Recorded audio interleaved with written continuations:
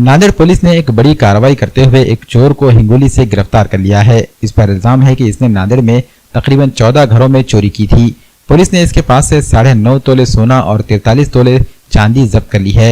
वाज़ेह रहे कि नांदेड़ जिले में मुख्तलिफ मकामात पर इसने चोरी की और कई घरों को लूटा था। पुलिस कई दिन से इसकी तलाश में थी। पुलिस को इत्तला मिली कि ये चोर हिंगोली के तालुके धानुरा में मौजूद है। पुलिस ने फौरी कार्रवाई करते हुए हिंगोली से इसे गिरफ्तार कर लिया। आज एक प्रेस ब्रीफिंग झालेला आहे, त्यामध्ये एक LCBची एक चांगली कामगिरी आहे। 14 घरफोड्याचा गुन्हा नांदेडची LCBने टीम उघड केलेला आहे।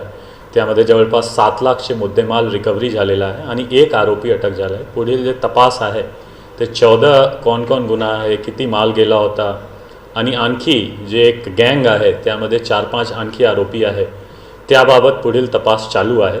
जवळपास 2-3 डिस्ट्रिक्टच्या गुन्ह्याचा सहभाग आहे यामध्ये, नांदेड, लातूर, हिंगोली, आणि हा जे इंटर डिस्ट्रिक्ट घरफोडीचा जो गँग आहे त्यावर पुढील काम चालू आहे। त्याबाबत एक प्रेस कॉन्फरन्स होता।